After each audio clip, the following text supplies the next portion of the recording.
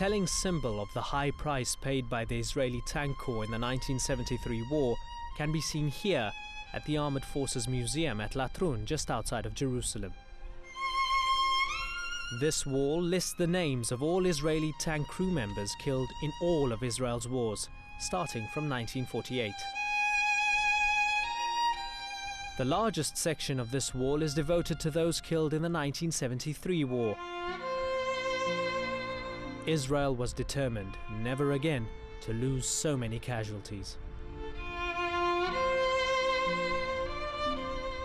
After the war, the Israelis formed a committee to work on the design of a new tank, a tank specially designed to counter the tactics and the weapons of Israel's enemies. A former commander of the Israeli armed forces was charged with leading the development team. His name was General Israel Tal. What was unique about Israel Tal was that he was intelligent, but also egotistical.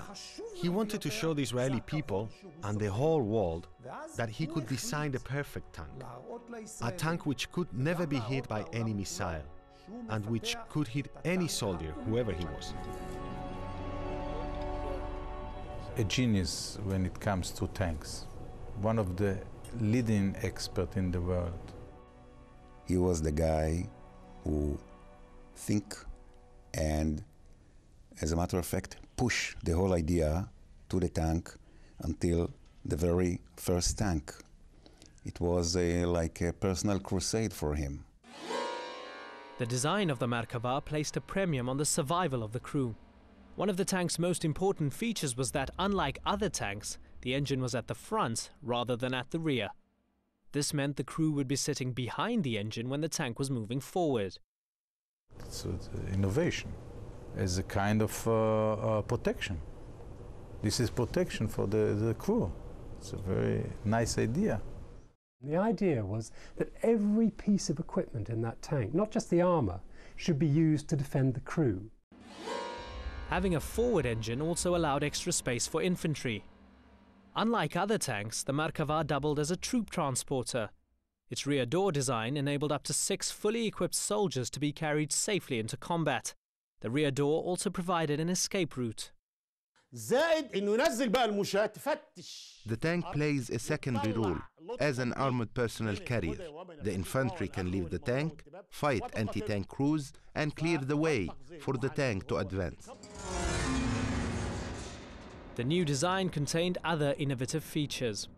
It was lower than other tanks, making it a more difficult target. Crucially, the tank was plated with special reactive armor. The tank was 63 tons, heavier than any other tank in the world. But Israel Tal said, "I don't care about maneuverability. All I care about is protecting my crew." The crew compartment was very luxurious, with air conditioning, cold drinking water and extra space for the crew. The soldier in the Merkava is definitely the most comfortable soldier in any tank in the world.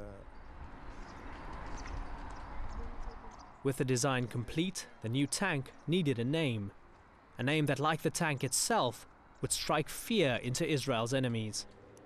The name chosen was Merkava.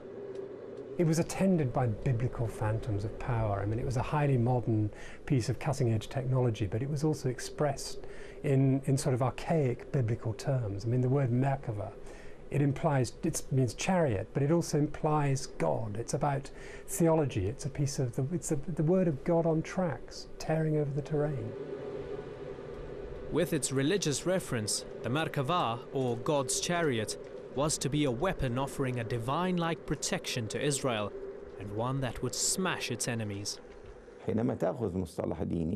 When the Israelis used the word with religious connotations for the Merkava, they took it out of its historical context. They surrounded it with an aura. It became unique, terrifying, almost untouchable. In 1979, the Merkava Mark I rolled off the assembly line, ready for action. Ironically, it was that same year that Israel made peace with Egypt, the country that in 1973 had provided the catalyst for the Merkava project. However, the Israelis were not slow to find other reasons to justify the importance and the cost of developing the Merkava. The Merkava is some kind of an independence flag we wave. We need it for, in case of other countries will sanction us or embargo us, we needed to maintain our policy. Even other countries oppose us. And it wasn't long before Israeli policy had need of the Merkava. In 1982, Israel invaded Lebanon in order to crush Palestinian guerrillas there and to install a friendly government in Beirut. The Merkava was put into action for the first time. The new Merkava formed the spearhead of the Israeli advance into Lebanon. The Israelis soon reached the outskirts of the capital, Beirut, but it wasn't all easy going. In eastern Lebanon's Beqa Valley, a column of Israeli tanks ran into a Syrian force near the village of Sultan Yaqub, just south of the main Beirut-Damascus highway. The local mayor was an eyewitness to what happened next. He showed us the site where the fierce tank battle took place here in the early hours of June the 11th, 1982. The Israelis were coming from this direction, heading towards the Beirut-Damascus highway. Here was the battlefield. It was a horrible night. I will never forget it.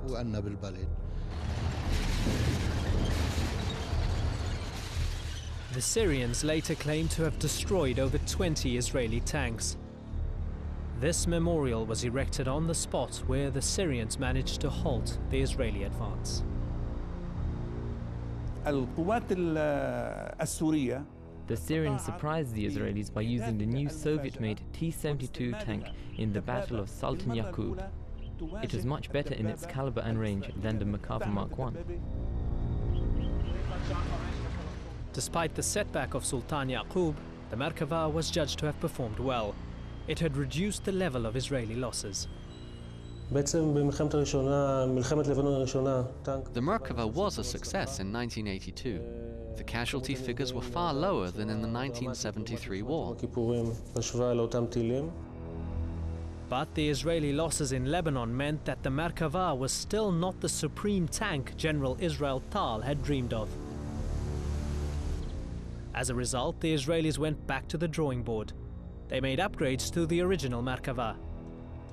The Merkava Mark II was created in 1983. 7 years later, the Merkava Mark III appeared. The new features included a higher caliber gun and armor upgrades.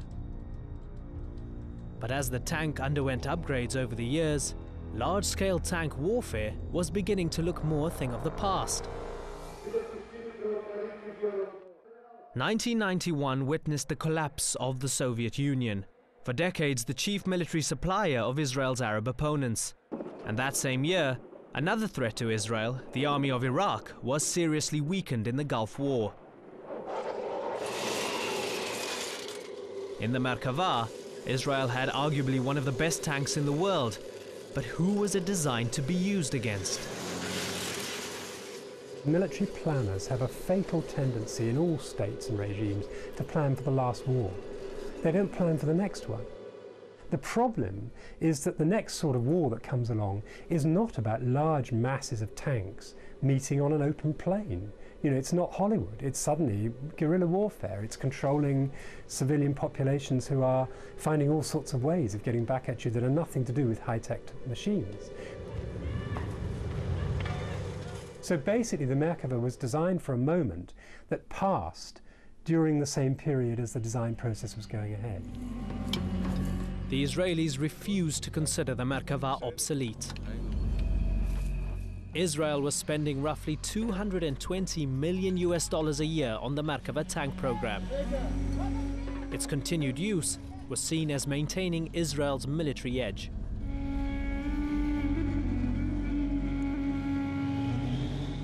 The Merkava was soon given a new role, not in the open field of battle, but in the densely packed civilian neighborhoods of the West Bank and Gaza, following the eruption of the Second Palestinian Intifada in the year 2000. Israel's high-tech battle tank was to face a new challenge.